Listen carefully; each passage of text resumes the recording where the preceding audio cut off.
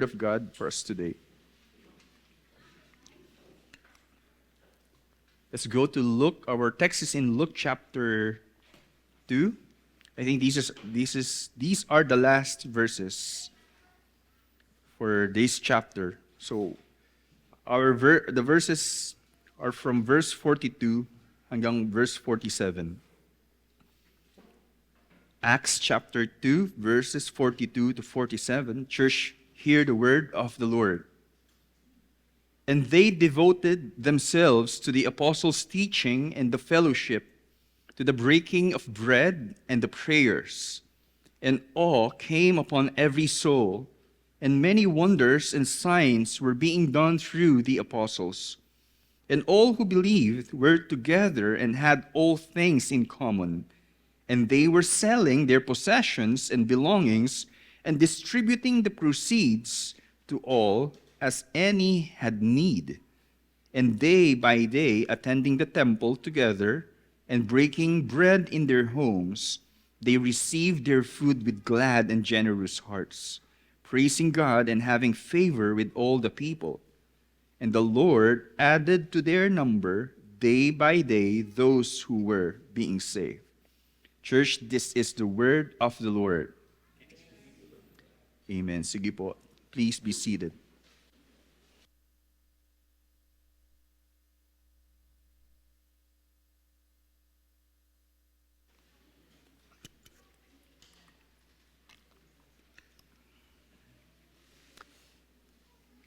Pinamagatan po natin ang sermong ito base sa ating teksto na the new life of the baptized community. The new life of the baptized community. So pertaining dito po sa komunidad na kung saan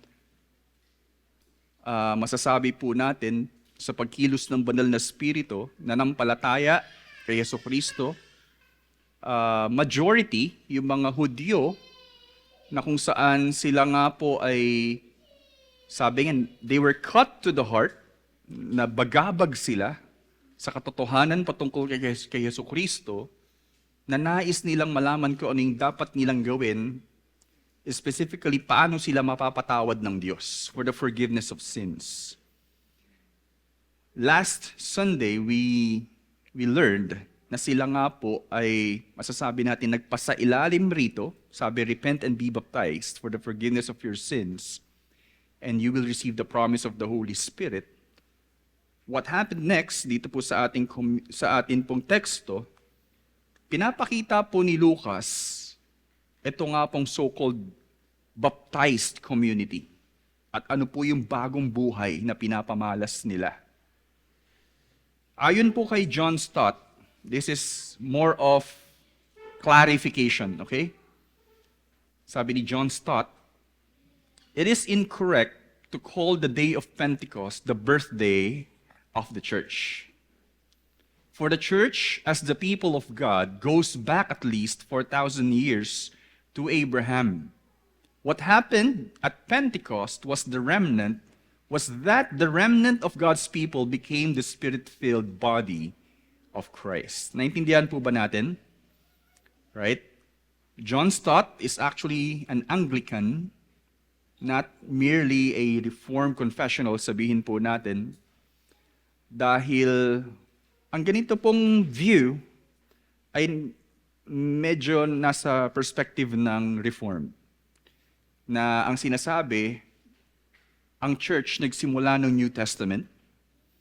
Pero we have to understand, yung so-called people of God ay simula pa nung kay Abraham, nagkaroon din po ng some kind of rights kung sino yung mapapabilang sa covenant family of God, people of God, through the circumcision. Sila nga po ay napabilang sa komunidad ng mga hinirang na tao ng Diyos. Bansang Israel, sabihin po natin in general.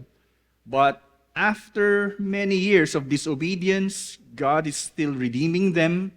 Dumating na po yung time that they were judged by the Lord through the exile. Dinala po sila sa enslavery again under the rule of the powerful nations during that time, and they were brought back. And pagdating ni Jesus, haba na ng pinuntahan natin, pero meron nga pong tinatawag na remnant, yung mga natira. Ibig sabihin, hindi lang po natira, na preserba, na magpatuloy sa Diyos. At ang sino man na ngayong mananampalataya kay Jesucristo ay mapapabilang sa komunidad o kaya sa kaharian ng Diyos. Now, in the time of the day of Pentecost, sabihin po natin, yung pagdating ng banal na Espiritu, naisukotuparan din po yung plano na kung saan sa pamamagitan ng pananampalataya kay Jesus, ang sino mang tumawag nga po sa Kanya ay maliligtas. Now, we have to understand that we are not merely saved to simply go to heaven. Kung pwede nga po, after nating sabihin natin, manampalataya kay Jesus, right at that moment, mapupunta na tayo sa heaven. Pero hindi nga daw po. Of course. Actually, we are saved also to be part of the community of God. To belong to the people of God. So therefore, no one can be a Christian and not be part of the community of faith. But we have to understand again, the church is nagsimula pa kahit in the time of the Old Testament. Pero at this point in time, there is that kind of renewed community in Jesus Christ. Sa puntong ito ng salaysay in Acts, makikita natin ang panibagong buhay ng mga napabilang sa komunidad ng mga naging isa kay Jesucristo. This is what we will see. Ano nga ba ang epekto ng banal na Espiritu sa mga mananampalatayang nabautismuhan sa ngalan ni Jesus? Grabe po yung effect. Sige po, naging testimony po sila sa kanilang community. Ang central na mensahe nitong ating sermon ay, the earliest Christian church, not church merely, Christian church, characterizes the ideal spirit-filled life of every local congregation to its community. So that what encapsulates the whole range of text na ating pag-aaralan, yung pinakauna pong Christian church, which we can say, ito pong mga taong ito. Masasabi natin na itong mga naunang mga mananampalataya bilang isang komunidad, sila po yung masasabi nating modelo para po sa bawat lokal na kongregasyon even up to our time.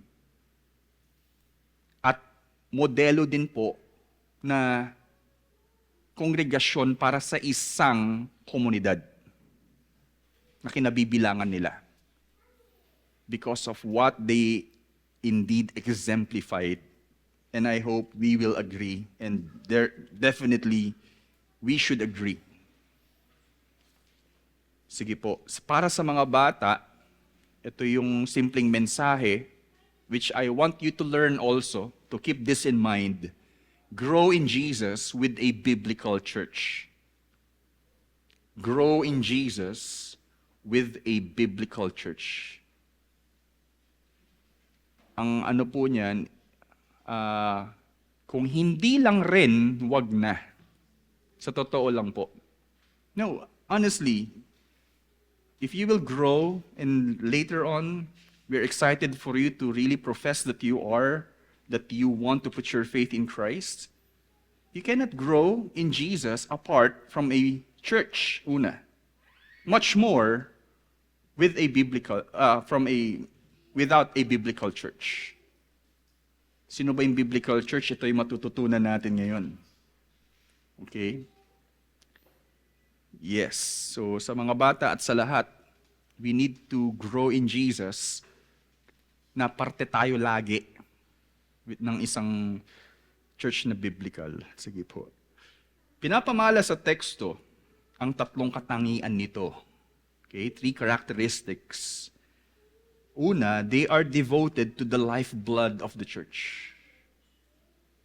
The particular things like devoted themselves to the teachings of the apostles, to the fellowship of the saints, to the breaking of the bread. Tingnan natin kung ano yung breaking of the bread mamaya, and the prayer, to the prayer. Ito po yung sinasabi nating lifeblood na nagsusupply ng buhay para sa isang iglesia. Devoted po silang gawin ito. Now, that is in verse 42, pangalawang characteristic. Verse 42 to 45, we can say they have a total commitment to one another. Absolutely total. Kasi, to the point that they will, kumbaga one for all for one. Kung may nangangailangan, they're willing to sell their possessions para masupply yung pangangailangan ng mga nangangailangan. Napaka-deep nung relationship nila. It's not just about fellowship. So total commitment to one another, that's what we can see. Third characteristic, they have a vibrant identity, attractive to others. When we say vibrant, yung parang hindi lang basta enthusiastic, but full of life. Na pag nakita sila ng mga tao sa kanilang paligid, there's something in them. Especially pag nagsasama-sama sila. They are attractive to others. That's why, nangyari nga po, and there were added day by day, those who were being saved. The Lord added to their number. Naging attractive po kasi sila. Right? Ganda po nung pinapakitang karakteristik ng ganitong klaseng mga grupo ng mananampalataya. Sa mga bata, these are just the words na pwede niyong tandaan in these verses. Devote, okay? Share, kumbaga ibahagi mo yung buhay mo, and testify. Maging testimony ka sa iyong kapwa. Devote is really important na talagang ibigay mo rin yung sarili mo sa mga dapat gawin bilang isang Kristiyano, sabihin natin. Okay, I think dali lang isulat yan. Devote, share, testify. So let's start. First, they are devoted to the lifeblood of the church.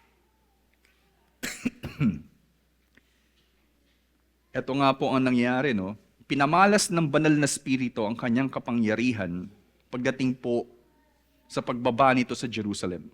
Pinangako ni Jesus na darating, maghintay sila. At sa pagdating nga po ng banal na spirito, hindi maikakaila, grabe yung mga pinamalas na wonders, sabihin po natin, especially sa buhay ng mga mananampalataya, mga disipulo. And ito na po yung isang height, actually yung height ng pagdating ng banal na spirito as prophesied by Joel, cited by Peter in verse 22. Di ba sabi po, before the day of the Lord comes, lumalabas, and it shall come to pass that everyone who calls upon the name of the Lord shall be saved. At ito po ay nangyayari na dito po sa salaysay na ito.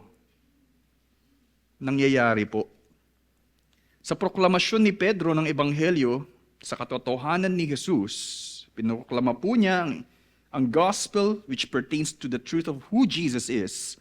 Ang mga Hudyo sa Jerusalem na nakapakinig ay nanumbalik sa Diyos na nagpasailalim sa bautismo sa ngalan ni Jesus. Talaga pong sila po ay nagkaroon ng pagbabago na gusto po nilang magpasailalim sa institusyon ng bautismo. They repented and they really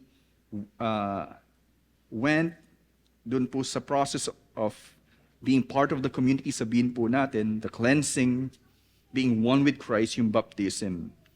At sabi, that day, were added about 3,000 souls in verse 41 last Sunday. And in total, yung earliest Christian church ay meron po silang 3,120 members. Mega church po agad yung no? Yung naging church during that time.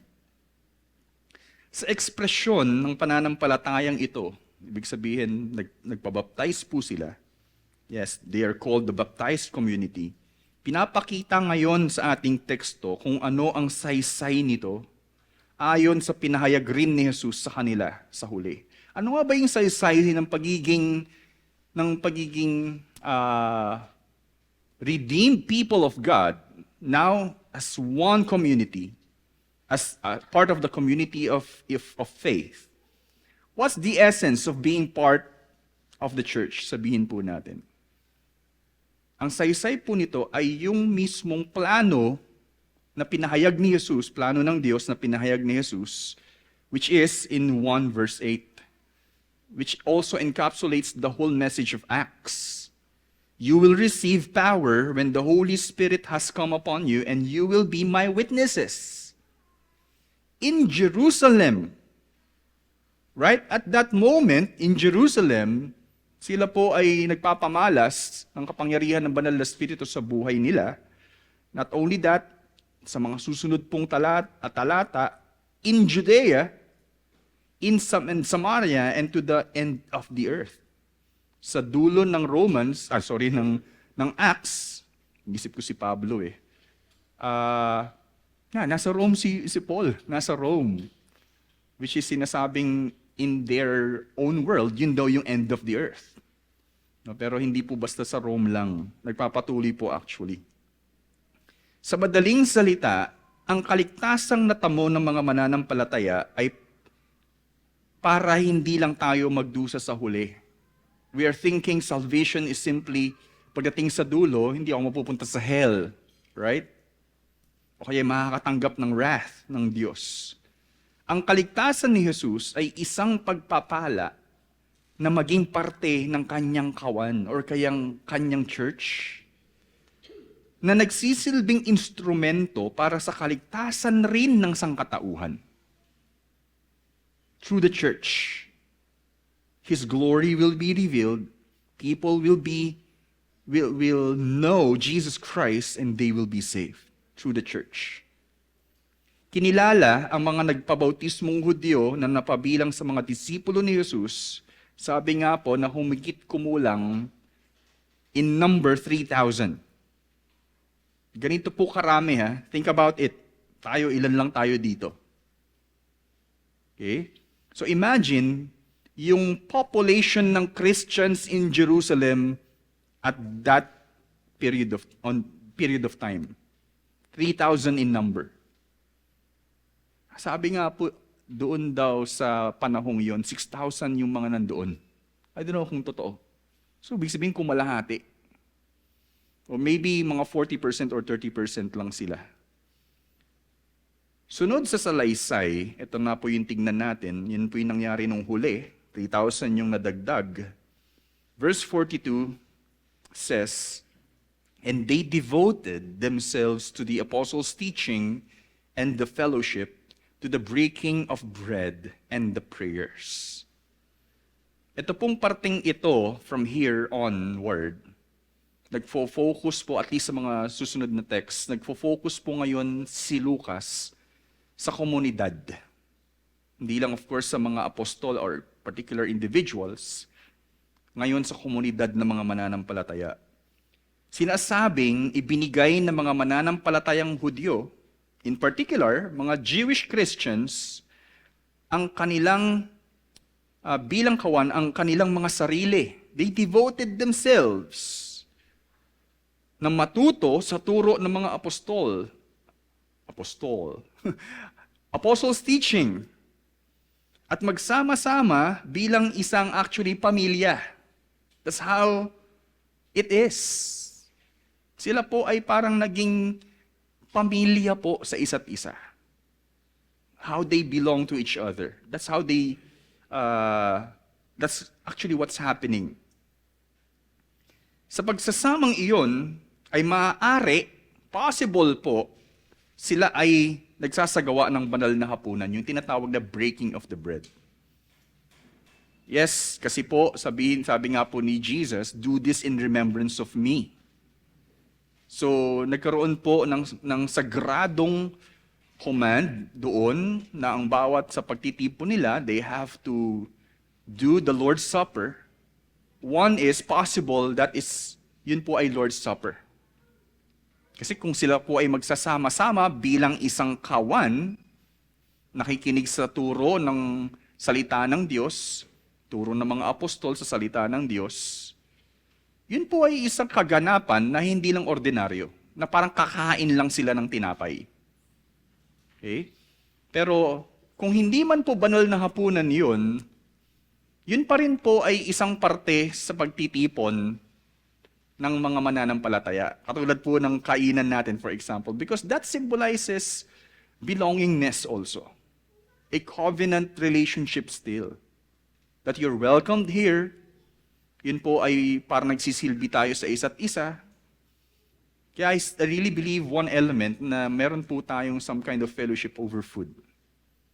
Okay, pero hindi po yun parang may some kind of spirituality doon, ano? Pero practically, sabihin po natin, nagmi-ministeryo po yun sa atin. Okay? We cannot be sure, pero probably this is the Lord's Supper. Bukod dito, ang pagsasama nila ay pagiging isa sa pagdulog sa Diyos sa pananalangin. Nananalangin pa po sila. So this is not an ordinary gathering. Okay? But we are familiar with these practices kapag tayo rin ay nag-gather as a church. Ito po yung dapat nating matutunan dito. Mahalagang ang ating pananampalataya ay lumago at mapagtibay ng katuruan ng salita ng Diyos sa gabay ng mga apostol na itinalagang otoridad ni Jesus sa tamang pagkaunawa nito. Again, mahalaga po na yung ating pananampalataya ay lumago at mapagtibay ng katuruan ng salita ng Diyos. Especially sa gabay ng mga apostol na tinalagan ni Jesus sa tamang pagkaunawa nito.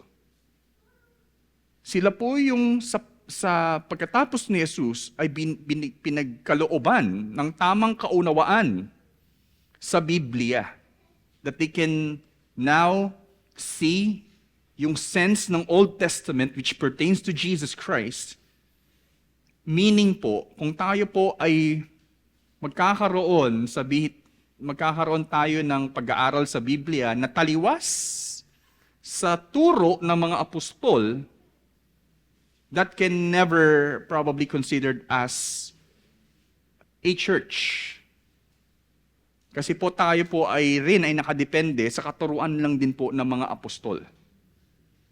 Kaya nga dapat apostolic church din po ang nature ng bawat iglesia. Right? Ang fellowship of believers mismo ay kaparaanan para maging buo ang bawat isa. Hindi po pwedeng ikaw ay Kristiyano at wala kang kinabibilangang iglesia and you are not being part of it. Ang Lord's Supper ay itinatag ni Jesus bilang proklamasyon ng pundasyon ng ating kaligtasang sinasampalatayaan. We have to reenact at least the image of the precious sacrifice of Jesus on the cross through the elements.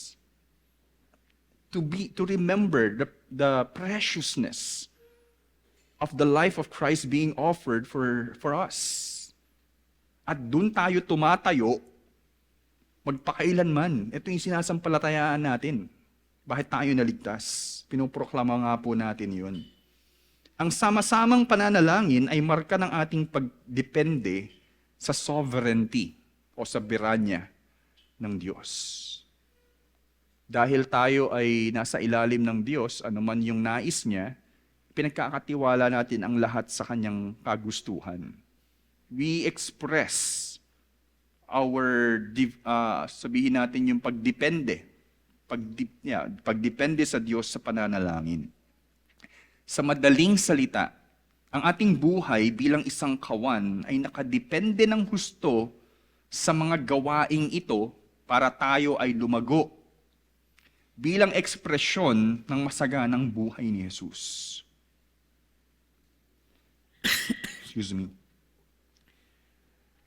masyado pong naka-embed yung buhay natin bilang mga Kristiyano, nakabilang sa isang iglesia, na mamuhay sa mga practices na ito. Kaya we call it the lifeblood of the church. At kung hindi tayo magpapasailalim, sabihin natin, to the point that we are training ourselves, if that can be the right word to use.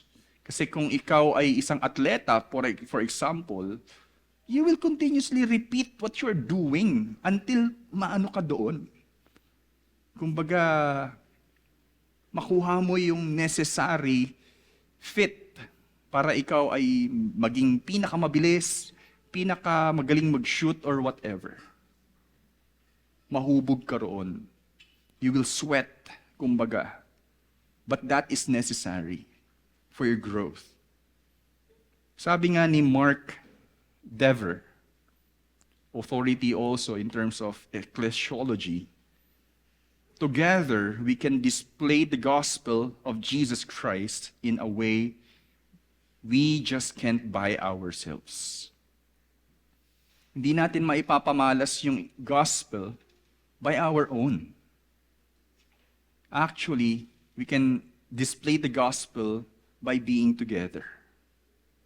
Ang kawan ni Jesus ay nagsisilbing actual display ng gospel na dumadaloy mula kay Jesus at na ipapamalas sa buhay ng bawat isa rito. So, we cannot exercise the gospel kung wala naman tayong kapwa na kung saan ating mamahalin. If Jesus is calling us to love one another, so you will be called my disciples. Paano ka mag-express ng katotohanan yun kung wala ka namang kinabibilangang mga mamahalin na kapwa? Bakit mo ba sila kailangang mahalin? Because si Jesus ay nagmahal sa atin. And if we do that, we display Jesus, we display the truth of the gospel. So this is really true. Now we can't really grow at ma-exercise natin yung ibang mga features of being a disciple if we do not have a venue para po maisagawa ito. Therefore, the church is a blessing para po sa ating pananampalataya. Yan po yung una, devoted to the lifeblood of the church. And second, total commitment to one another. Tingnan po natin ito, no? Verse 43 to 45, sa pagpapatuloy, ito po ang saad. And awe came upon every soul. Other word is fear. And many wonders and signs were being done through the apostles. And all who believed were together and had all things in common. And they were selling their possessions and belongings and distributing the proceeds to all as any had need. Sinasabing hindi lang mga disipulo ang nagkaroon ng religious awe po dito, no? Yung parang nagkaroon po ng some kind of feeling na parang sila po ay nagkaroon ng pagbabago, sabihin natin, sa pagkamangha sa mga nangyayari. Hindi lang po basta mga disipulo. Sabi po ni Ben Witherington, literally everyone. Kahit po yung ibang mga tao sa Jerusalem, nakaramdam po nito. Especially nung nakita po yung mga mirakulo, sabihin po natin. Bukod sa testimonya ng legitimacy ng gospel sa pamamagitan ng mga nangyayaring mirakulo, again, the miracles is a means of God to testify the legitimacy of the message of the gospel. Okay, na totoo yung gospel because of these signs and wonders na bibigyang pruweba. Totoong ang Diyos ay nalulugod sa mensaheng yun, sabihin natin. Bukod roon, mas lalong napagtibay ito ng pagiging radikal ng mga disipulo sa pamumuhay, hindi lang sa relihiyosong gawain. In other words, the miracles itself is a means para maging mapatunayan na totoo yung gospel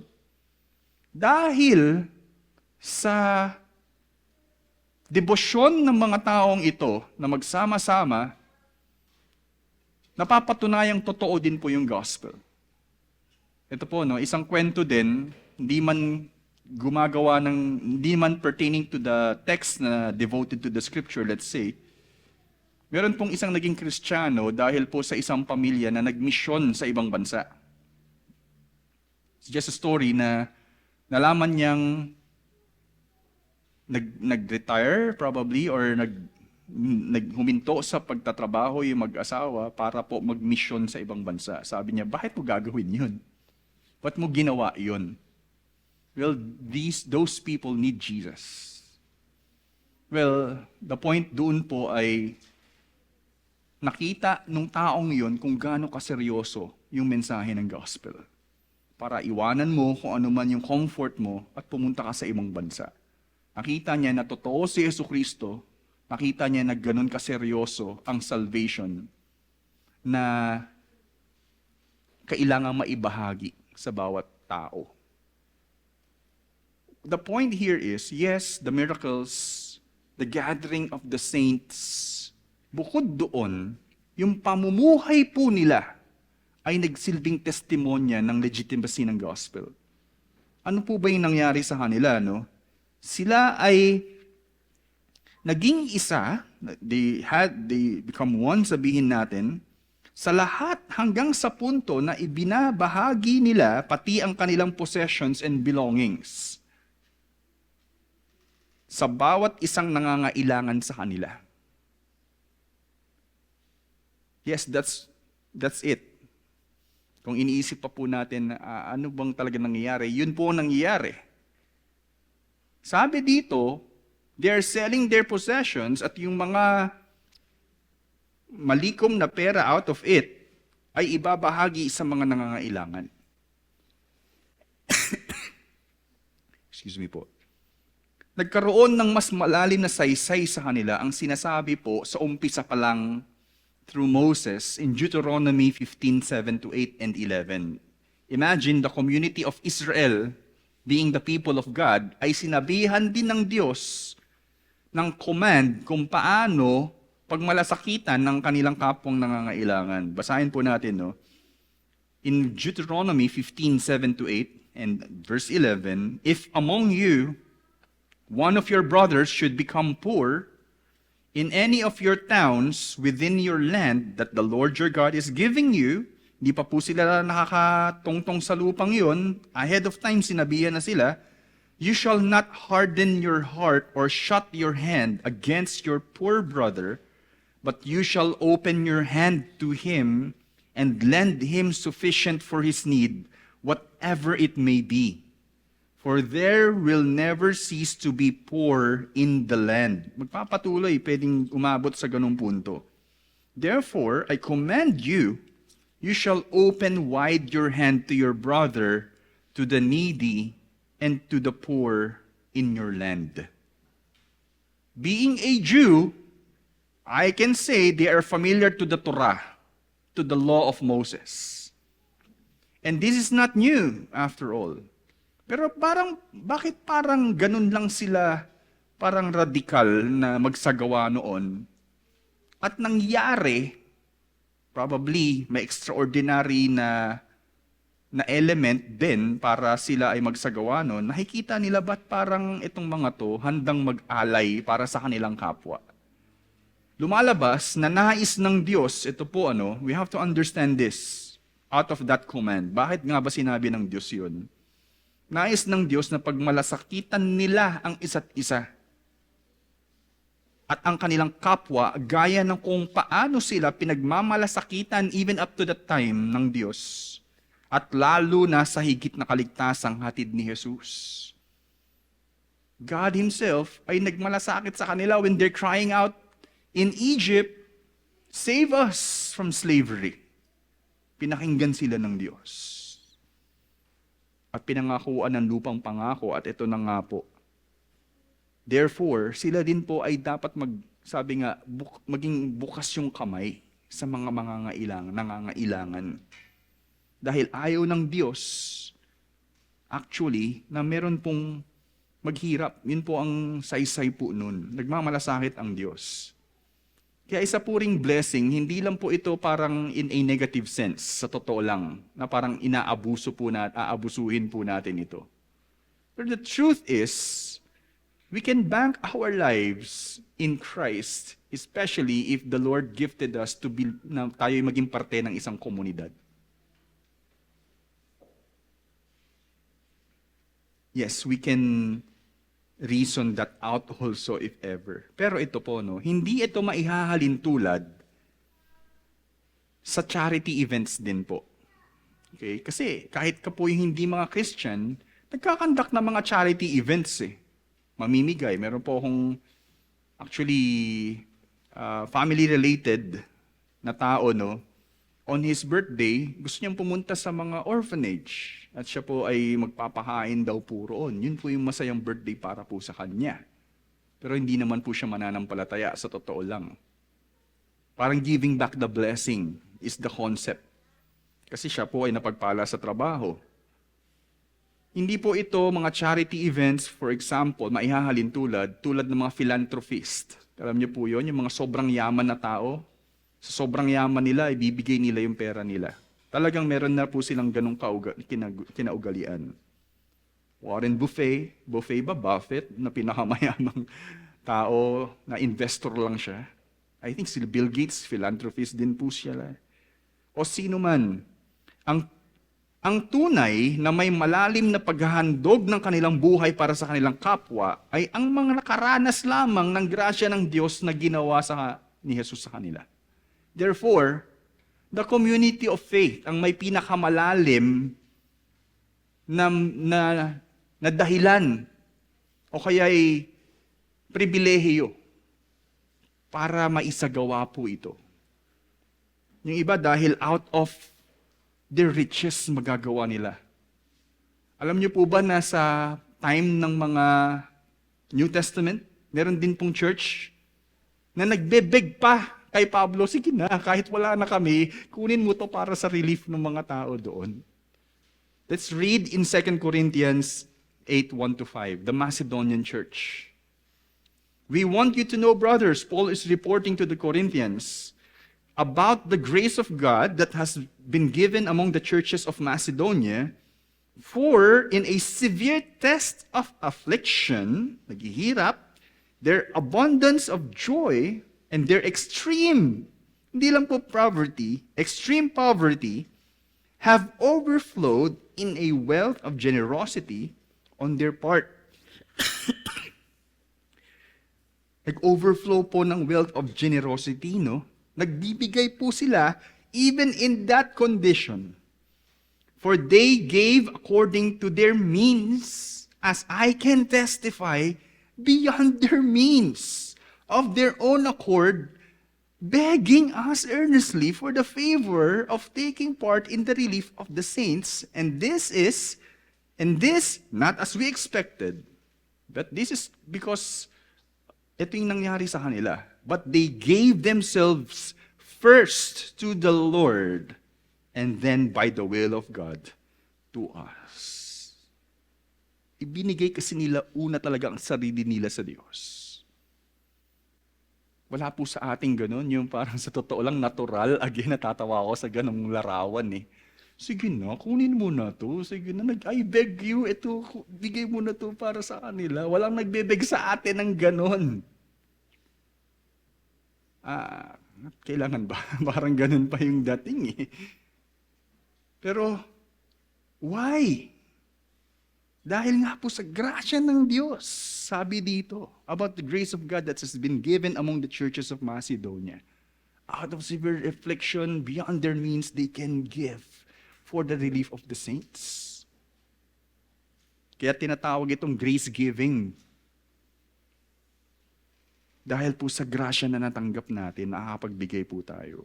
Sa makatuwid, ang bawat isa sa ating mga mananampalataya ay nakatanggap lamang ng grasya ng Diyos.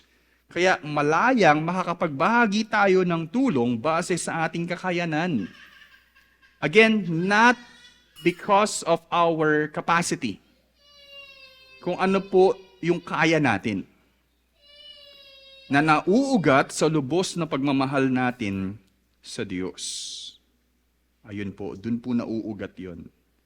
Ang malalim na kaunawaan sa gospel ng isang church ay hindi basta na ipapamalas sa debosyon nila sa mga religious gatherings, kundi sa pagmamalasakit rin nila ng husto sa bawat isa at sa kanilang kapwa. Nakuha po ninyo? Don't simply, kumbaga humanga tayo sa isang church na grabe sila mag-discipleship po, grabe sila mag-worship po, grabe sila pag Lord's Day, talagang Lord's Day sila oh. Pero sa totoo lang, wala po silang venue para talagang ma-express nila yung pagmamahal nila sa bawat isa o kaya sa kapwa. Well, they are the model again out of that grace na ibabahagi po talaga yung sarili nila para sa isa't isa. Ito ang natural effect ng pagiging gospel-centered ng isang church at dapat na mangyari sa bawat church. Sa totoo lang po. If we are saying we are gospel-centered church, hindi lang po yung kaisipan lang yun. If we are gospel-centered church, lumalabas po sa atin yun. Nagagawa natin yung pagbabahaging yon because of the gospel. Hindi po dahil tayo'y Cruciform Life Church, dahil ganito tayong klaseng mga tao. No. It's because of the gospel. At dapat na mangyari nga po sa bawat church. That is the total commitment to one another, no? And third, they have a vibrant identity attractive to others. At sa huli, verses 46 to 47, basahin po natin, and day by day, attending the temple together and breaking bread in their homes, they received their food with glad and generous hearts, praising God and having favor with all the people. And the Lord added to their number day by day those who were being saved. Wow.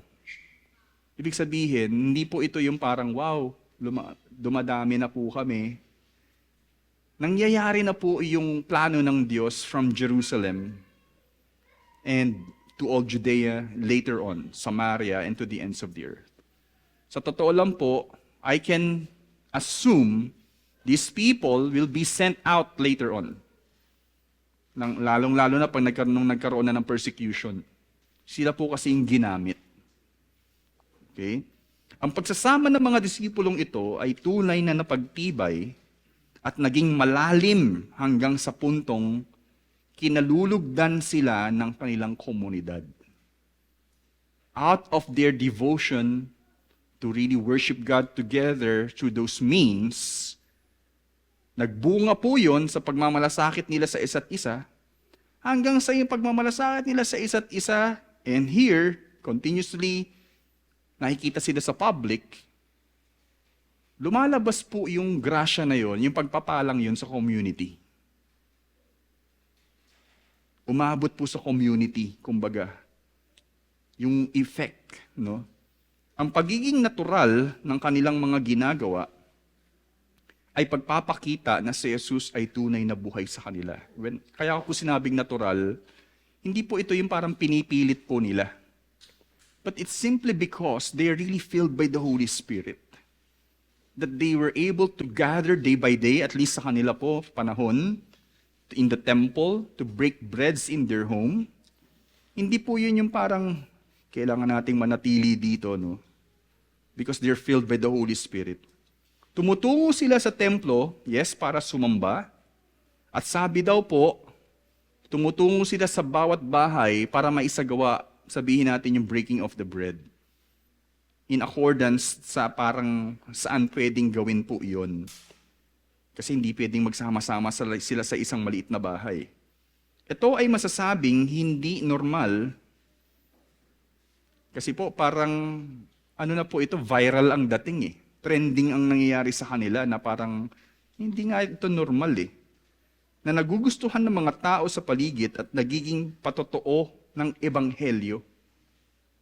Nagiging testimony na po yun ng gospel message sa community. Napapagpala ang kanilang komunidad In effect, dahil sa pamumuhay nila na nagsisilbing atraksyon hanggang sa manampalataya na rin kay Jesus ang iba at maging kabahagi ng kawan. Yun po yung mismong nangyari in the end.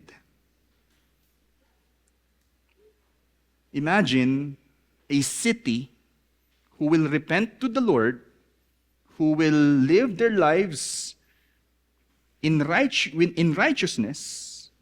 Mawawala yung krimen, for example, mawawala yung pang-aabuso, abuso sa daan, mga whatever. Maayos na community. Lalabas ka ng gabi na alam mong walang maggagahasa sa'yo, for example. The city is being blessed. That can be the effect. Kaya nga sabi ko, kung hindi lang ganito ang mangyayari sa isang church, wag na lang po, kumbaga. Kung hindi lang ganito yung standard ng mangyayari sa isang church, wag na tayong, kumbaga, magkaroon pa ng whatever church that we will plant. Ibig sabihin, hindi maikakaila na ang nangyaring ito sa salaysay ay nagsisilbing modelo para sa lahat ng lokal na kongregasyon. Let's test it out. Ang bawat isa ay devoted para magtipon-tipon para matuto sa salita ng Diyos. Yun lang po. If there are key elements, talaga pong ibibigay nila yung buhay nila, panahon, everything para matuto sa salita ng Diyos, mag-obserba ng banal na hapunan at manalangin. Sila ay napupuno in effect ng banal na spirito at nagtatranslate ito sa pagmamalasakit nila sa pangangailangan ng bawat isa hanggang sa mapagpala ang community. Lumalabas na ang pagpapala ng isang kawan dulot ng kaligtasan ni Jesus ay nagsisimula sa loob at dumadaloy palabas sa komunidad. Kung babaguhin po natin yung direksyon, magkakaroon po ng problema. Ang isang local church na nakatuon lamang ang atensyon para sa isa't isa sa loob, dito lang po tayo, umiikot lang yung buhay natin dito, ay hindi rin papansinin ng komunidad na kanilang kinabibilangan. Nakuha po ninyo yun. Sabi po ng isang pastor, na meron po siyang libro, The Forgotten Church, Glenn Damon said, churches and ministers who live outside the circle, the community, who ignore their community, will also be ignored by their community. Ang trending po kasi, magtatayo ang isang kilalang church ng napakalaki at wag na kayo magtayo ng mga maliliit na church dyan. Pumunta na lang kayo dito, sama-sama tayo, saan man kayo mga church. No, the idea is, kung nasan yung mga tao, magtayo tayo ng church doon, hindi pagsamahin ng iisa. The problem is, kung tayo ay napupunta sa ganong klaseng church, nakakaligtaan natin yung community natin. At ang epekto, hindi na tayo papansinin ng community natin kasi wala tayong pakialam sa kanila. That's one thing. Ganun din kung ang ministeryo, isipin po natin ito, ay nakatuon lagi sa labas ng simbahan. At hindi nanonorish ang bawat isa ng ebanghelyo, ang epekto po ay unti-unting mawawalan ng buhay ang simbahang yun. Meron din pong kilalang ganyan. Halos parang ang church ay para gumawa ng mga activities sa labas. Kumonek sa government, whatever. To the point na naghihingalo na yung simbahan kasi hindi naman siya nagtuturo ng gusto sa church. Na parang siya din yung sentro ng church. So it's very important, magsimula sa loob, palabas. Hindi rin manatili sa loob lang. Pero dapat lumabas po yung pagpapalang yun. Especially what we have seen here. Kaya hindi maikakaila na sa talang ito ni Lucas na ipamalas ang ideal design ng Diyos para sa bawat local church. Ang kawan ni Jesus ay dapat napupuno ng banal na spirito at nagbubunga ang bawat isa hanggang mapagpala ang komunidad? Well, back to your homes, to where you belong first. Maybe to your neighbors, to your workplaces, to where you study, to where you go.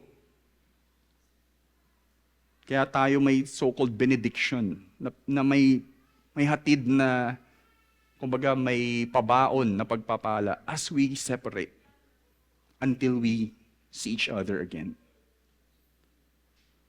Alalahanin natin muli ang mensahe ng teksto sa atin sa umagang ito. The earliest Christian church characterizes the ideal spirit-filled life of every local congregation to its community, na nagsasabi ring grow in Jesus with a biblical church.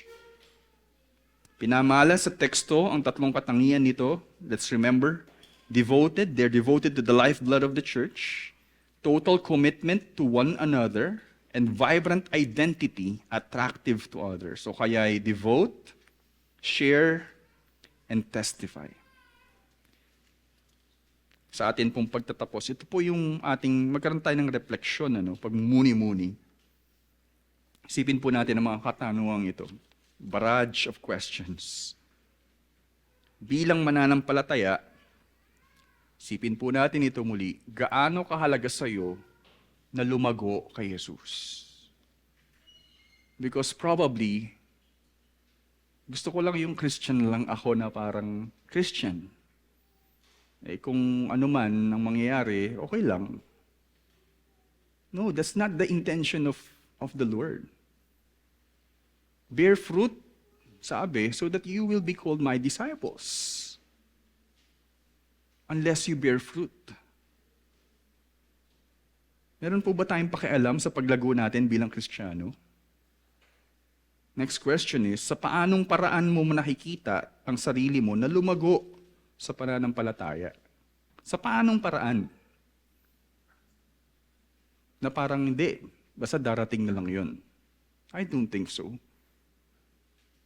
Importante ba sa'yo na mapabilang sa isang local church na seryosong lumago ng tapat sa salita ng Diyos?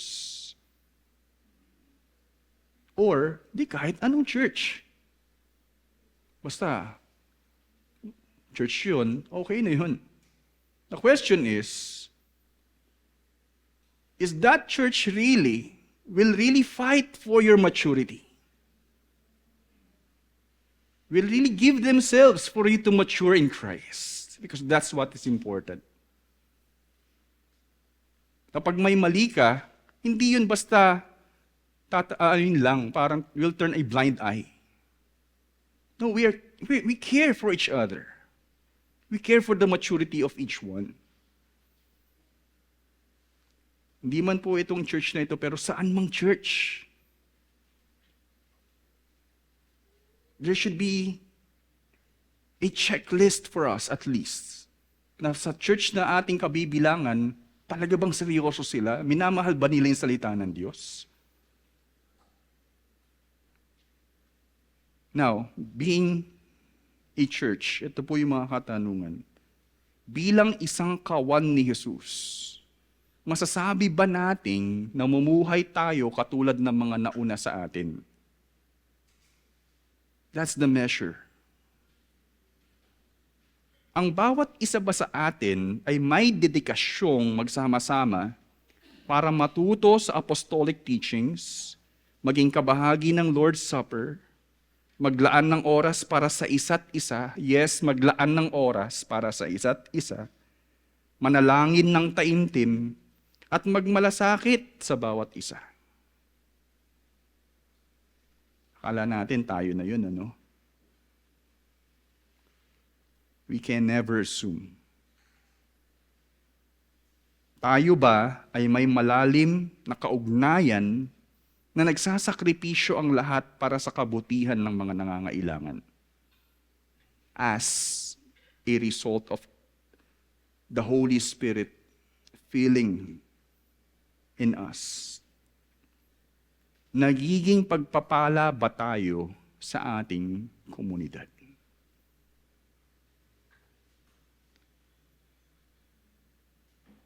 That's why we have this holy ambition na talagang, O Diyos, punuin niyo kami ng banal na Espiritu. You want to be like this church, to be like the earliest Christian church. You want to be the church that you desire for all community, para sa bawat community. Mga kapatid at mga minamahal, naway patuloy tayong mapuno ng banal na Espiritu at lumalim tayo sa Ebanghelyo hanggang maipamalas ito sa ating buhay at maipatotoo sa ating komunidad. Let us pray.